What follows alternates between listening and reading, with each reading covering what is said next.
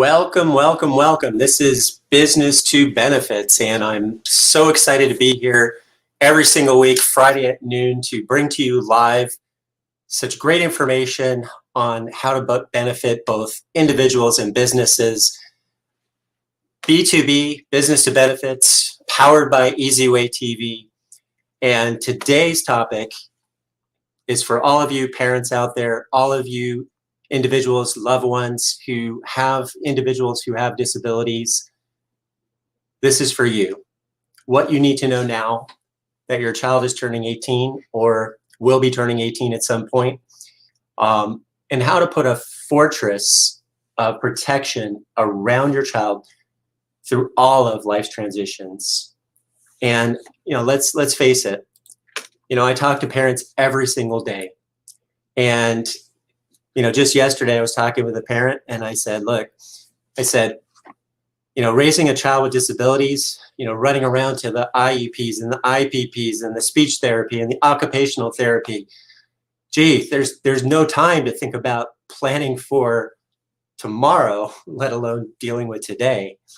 So most of the time, parents with disabilities, they don't really think about how do I properly put in place a plan. And that's what we're going to talk about a little bit today. So first of all, let me make sure that you can all see the screen here. This is kind of new to me. Why aren't we sharing? Hold on one second here.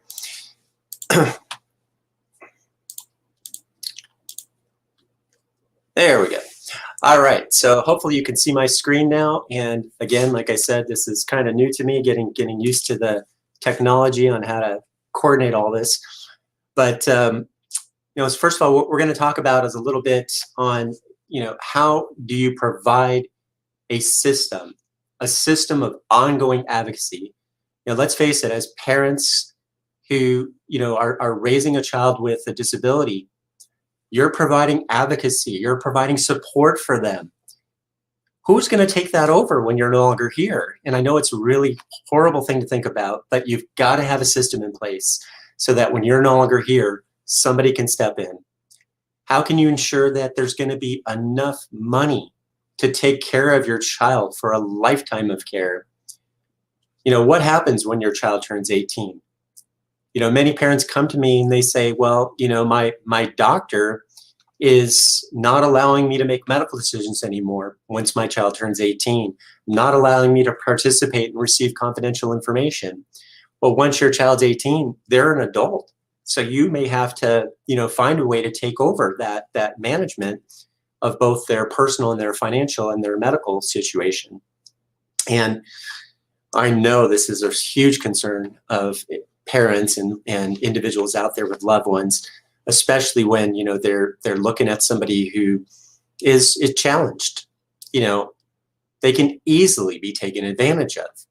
So how can you ensure that you can put a system in place that your child isn't going to be taken advantage of, both financially or emotionally, when, again, you're no longer here to be able to protect them?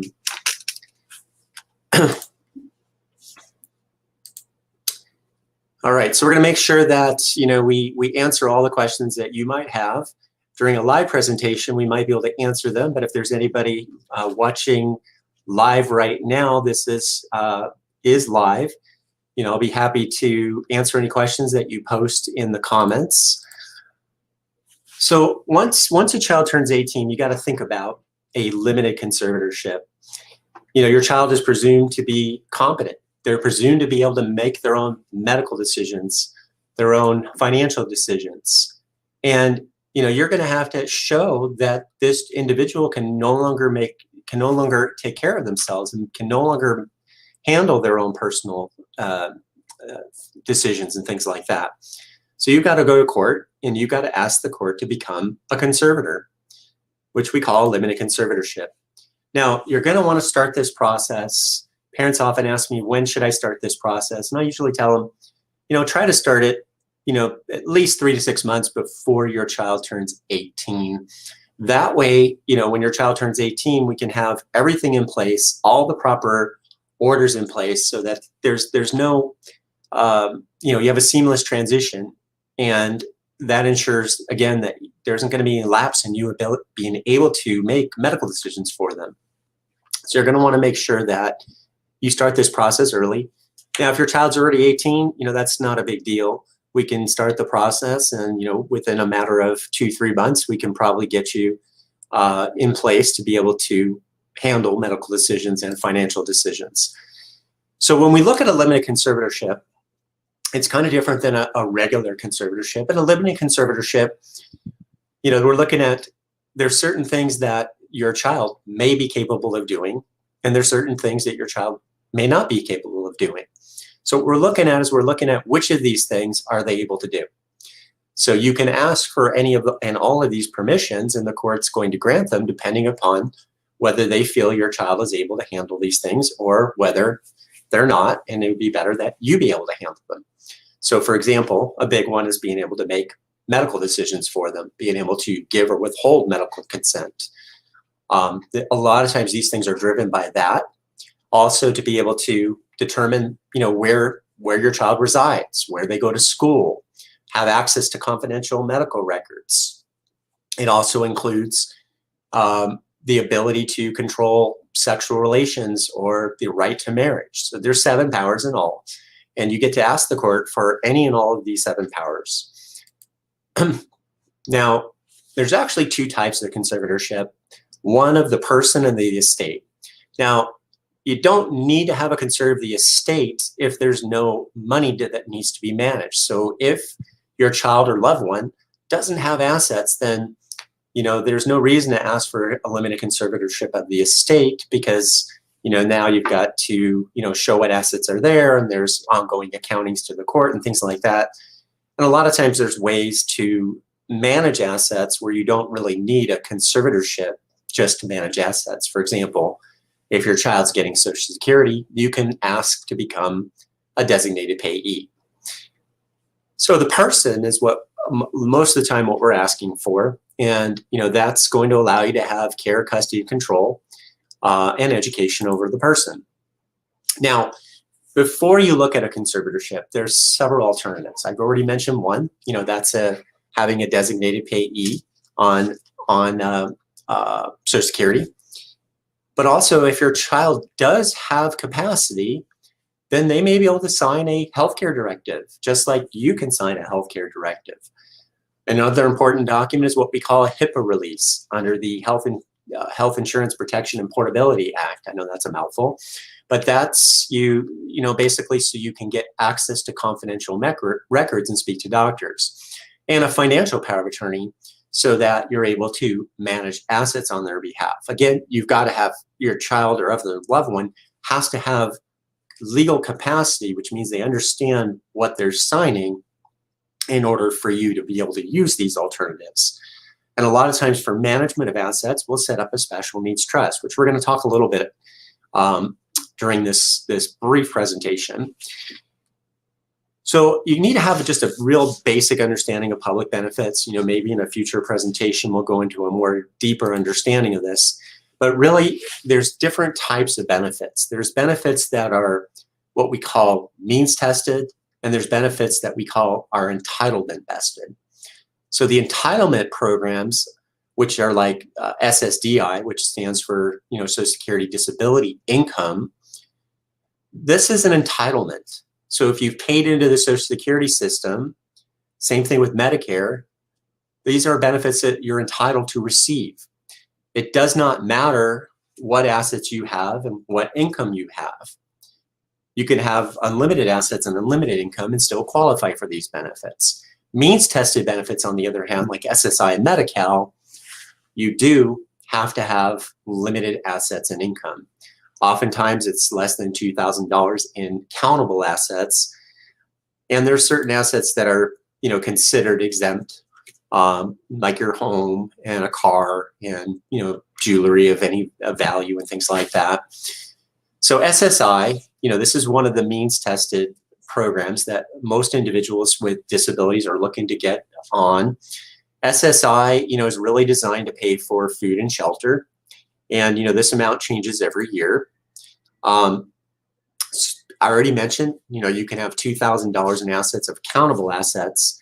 If you're a couple, then you can have 3,000. Certain things are not counted, like a home, automobile of any value, furniture, clothing, burial plots. Certain types of life insurance and many other miscellaneous types of assets are not countable assets, and you can keep those assets and still qualify for SSI or Medi-Cal. Now, Medi-Cal, this is the government health insurance program that's designed to really cover medically necessary services, equipment, hospitalization, prescription needs, preventative care. It may also cover long-term care in a skilled nursing facility. Now, if you have $1 of SSI, you can automatically qualify for categorically linked Medi-Cal, which is often why we focus on making sure that we don't lose SSI benefits, because we don't want to lose the Medi-Cal. Medicare, on the other hand, that's medical coverage, includes doctors, hospitals, and prescription needs. So we've already mentioned that it's automatically available with SSDI. You have to apply separately with SSDI or Social Security. There's certain expanded Medicaid programs. And after you've been on SSDI, you can get Medicare automatically after 2 years. So one of the things we do with a lot of our clients is we set up a special needs trust.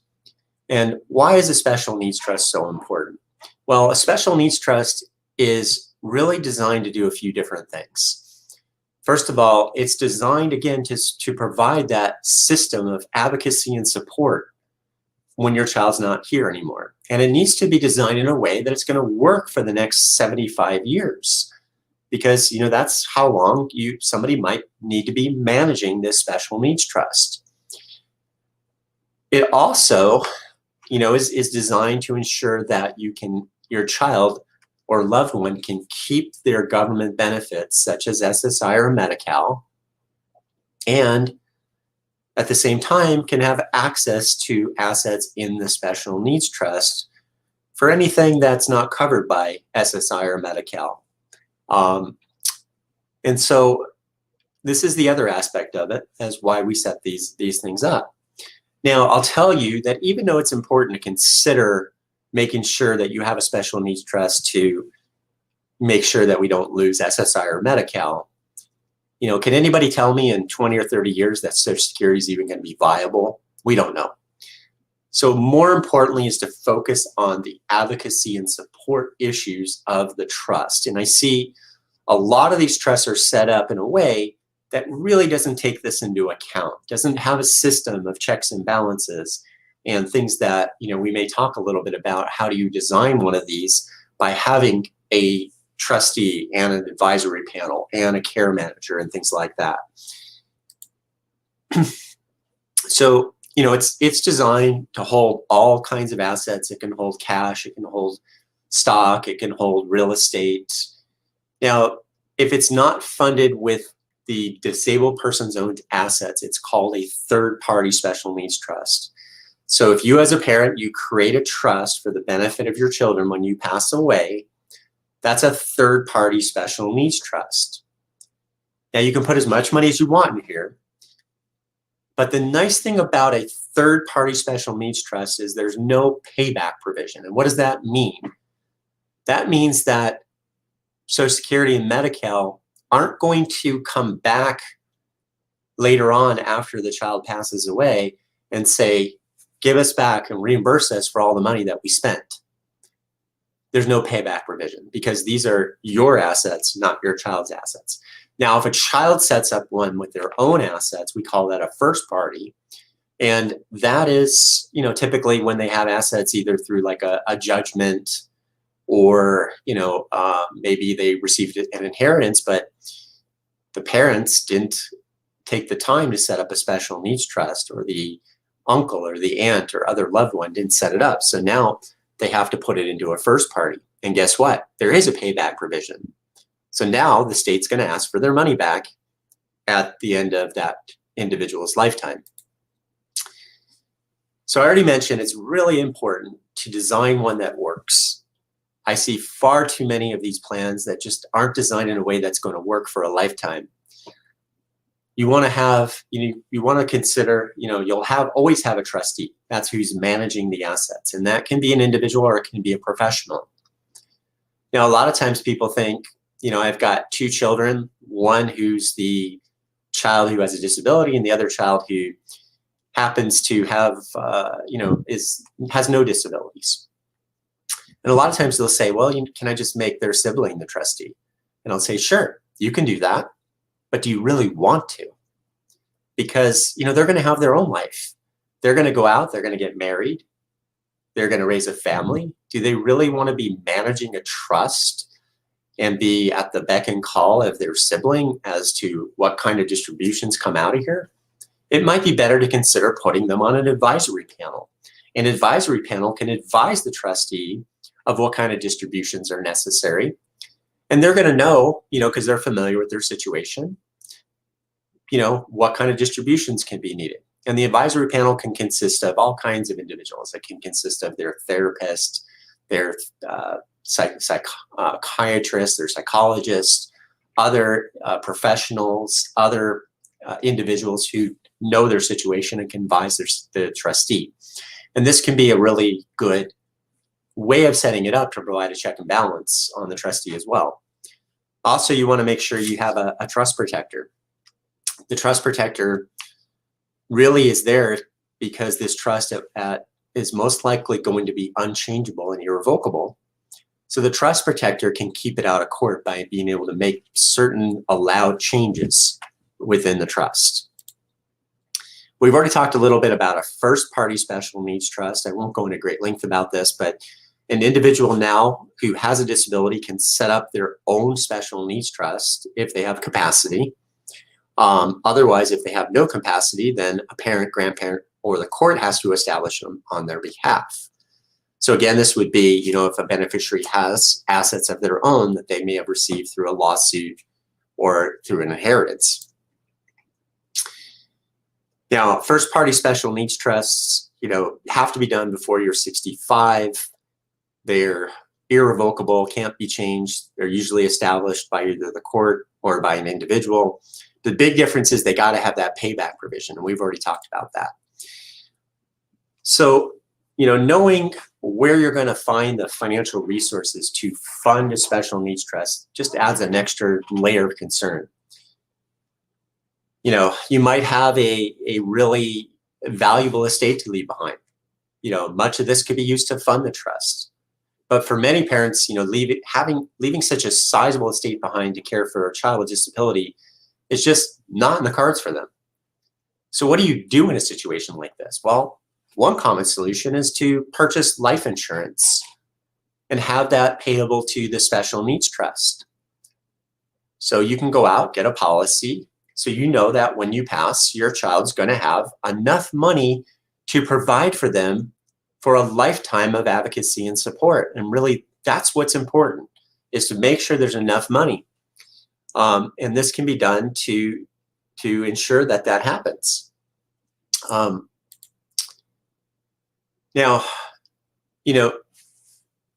keep in mind that many kinds of payments that come out of a special needs trust might reduce SSI. We didn't go into great depth about the rules about SSI because they get a little bit complex, but one of the rules is that SSI is designed to pay for food and shelter. So if you make a distribution for shelter, let's say the trust owns a home, the special needs trust. Well, that's not going to eliminate their SSI. That's going to reduce it by 1/3 approximately. So is it better that they have a house and they've lost 1/3 of their SSI and you can still qualify for Medi-Cal? In many cases, yes. So the trust is designed in a way that is discretionary. So the trustee can make determinations and look at what's the risk and the benefit of making certain decisions for the benefit of the individual that's in the special needs trust and looking at the pros and cons. Now, we're going to talk a little bit about ABLE accounts because I know many of my viewers out there have asked about ABLE accounts and what are they and how do they work.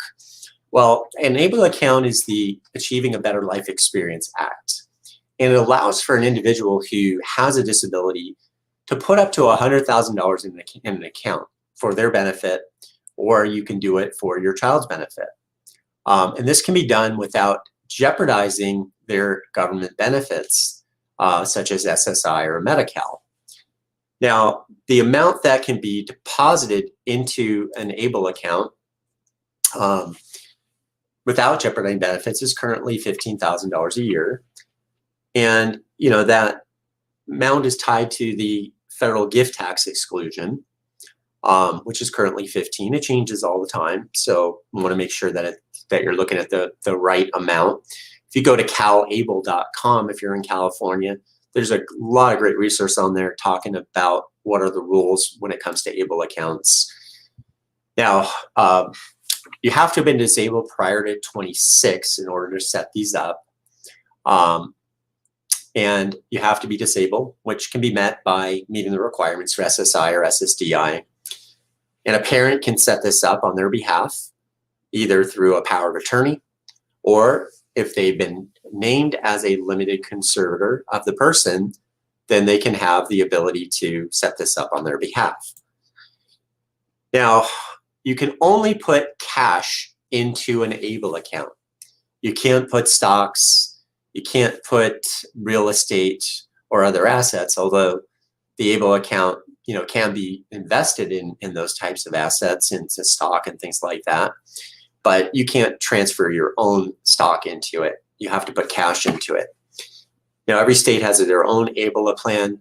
If you're in California, you're probably going to want to elect California's plan because it's going to be most likely tax deductible. So that's something to look at. Now, if you make additional distributions, this can cause an issue. An ABLE beneficiary can contribute earned income over the $15,000 limit by at least $12,000. Again, this amount goes up every year. We won't go into any great detail about that.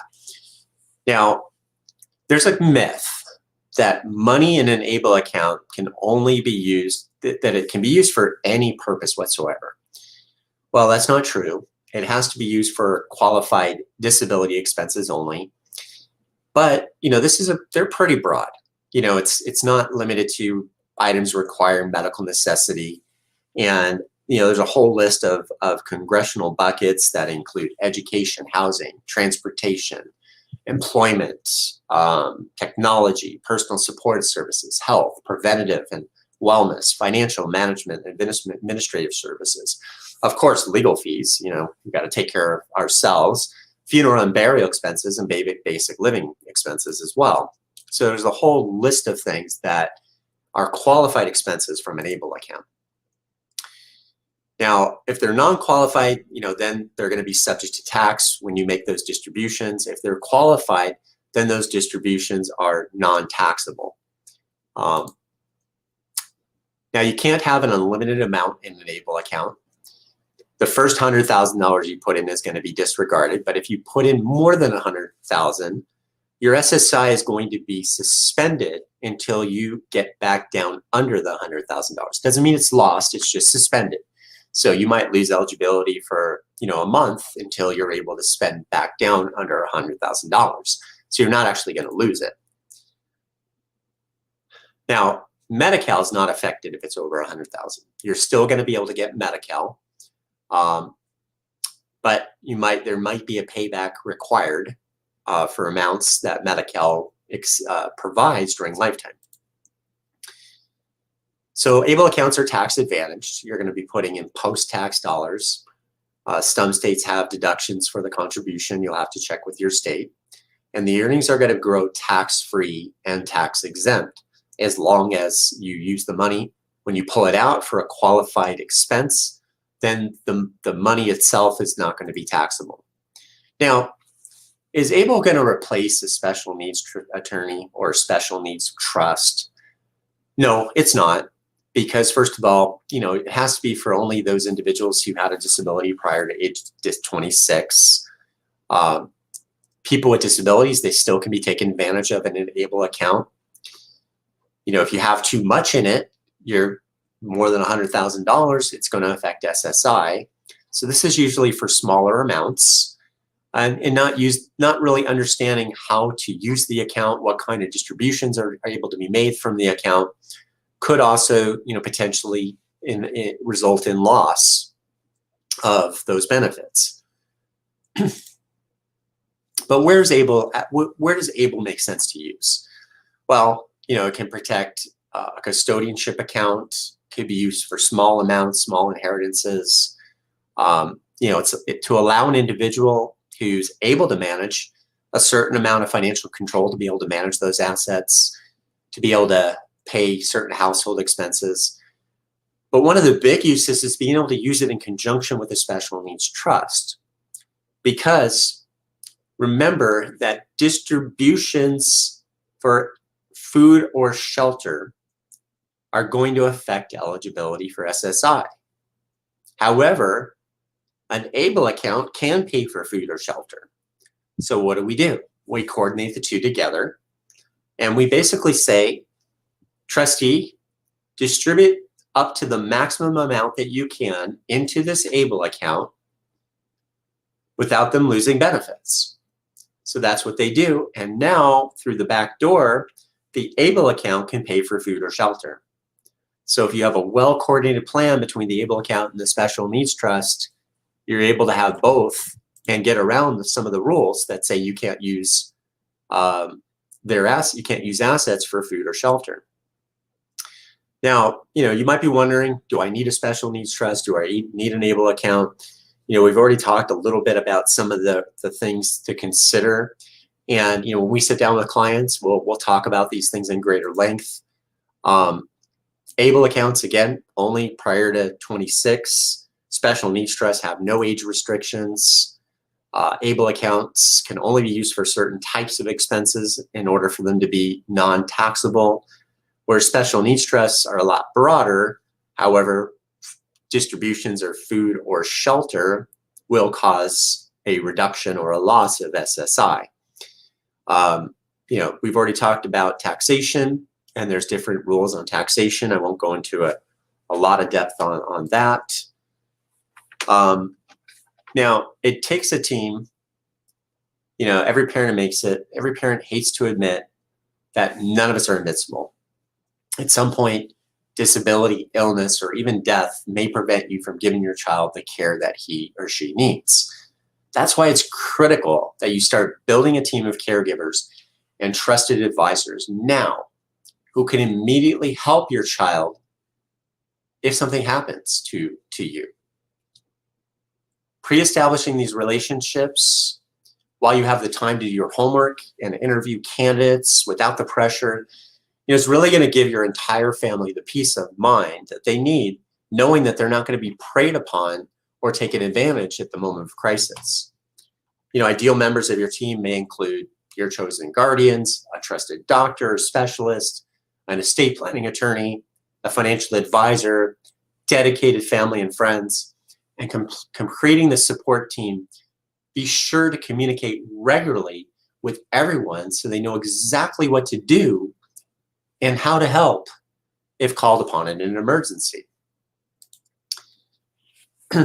There's so many misconceptions when it comes to special needs trusts. Even, well-meaning caregivers and service organizations can misinterpret issues related to disability planning and give terrible advice. Below are just a few mistakes that we see on a regular basis that we really should try to avoid.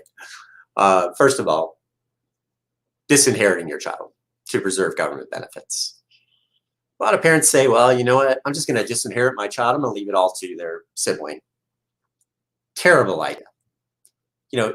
Even if you think the sibling will take care of them or has the ability to take care of them, it doesn't take into consideration what happens if that sibling goes off the deep end, takes all your money, runs to Vegas. What happens if that sibling themselves gets into trouble, gets sued, goes through a divorce, goes through bankruptcy? Those assets are gone. Now they're not there to be able to take care of your other child who has a disability. What if they pass away? Now it's stuck in the court process. There's so many things that can go wrong by doing that, and I don't recommend that. Of course, again, we go back to we're busy. It's hard to think about these things. It's so easy to procrastinate, and do nothing. But don't let that be you, because if you do nothing, again, you're going to cause all kinds of issues that you didn't intend. Who knows if there's going to be assets available to take care of your loved one. You want to make sure that there's enough assets to take care of them, that there's enough assets to be taking care of them the right way, and a whole system of advocacy and support. And, you know, is your child really going to be able to maintain the kind of lifestyle that you've so craftily crafted for them if they have limited resources? Probably not. Oh boy. Don't try to do this by yourself. You know, this picture is kind of scary, but don't try to do this by yourself. You know, make sure that you get the proper plan in place with experts. Now, one of the last things that you want to consider is a letter of intent, and this is where I'm going to leave you with today. The letter of intent is kind of a personal letter. It's meant to supplement your plan, the special needs trust, and it's meant to provide additional information to the trustee. Things that you as a parent might only know, may be the only things you know about your child.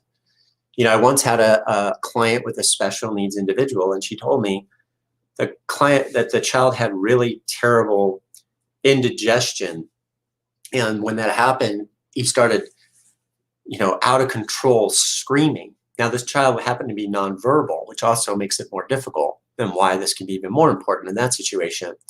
But she knew that the child in that situation just needed some carbonation, so we'd give him a Coke.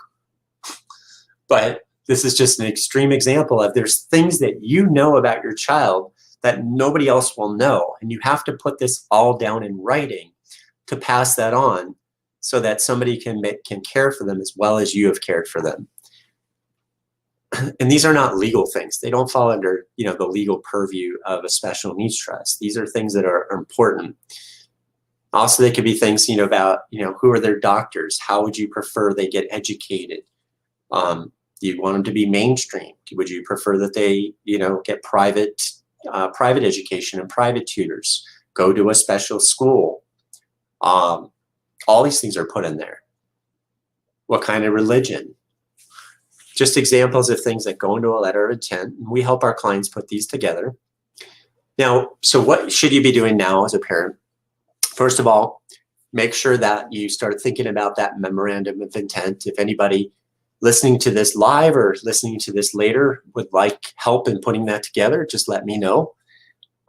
You're going to want to make sure that you establish your estate plan. If you haven't done it, gosh, I'll tell you, you know, it's still 69% of all Americans die without even a simple will in place. So you got to make sure you have a good will or good trust plan in place, and we can sit down and talk to you about what the differences are and when it makes sense. Make sure you have a special needs trust.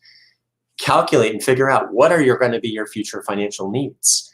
You know, if you have a child who has going to require a lifetime of care, you know, maybe they have Downs, maybe they have type 1 diabetes, maybe they're going to just require, you know, a lifetime of care and need a caregiver and need a lot of money for that care.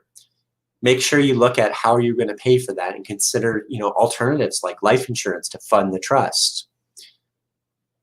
Now, don't just name your trust as a beneficiary on a retirement account, because there's special consideration to think about, and we're not going to talk about those in great detail. They get kind of complicated.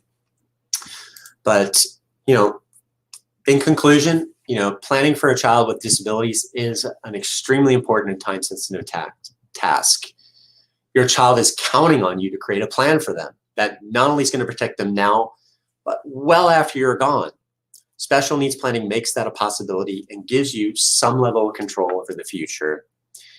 So I'm Jerry Kane. I'm a special needs planning attorney. I've been practicing for 26 years. I'm a certified specialist.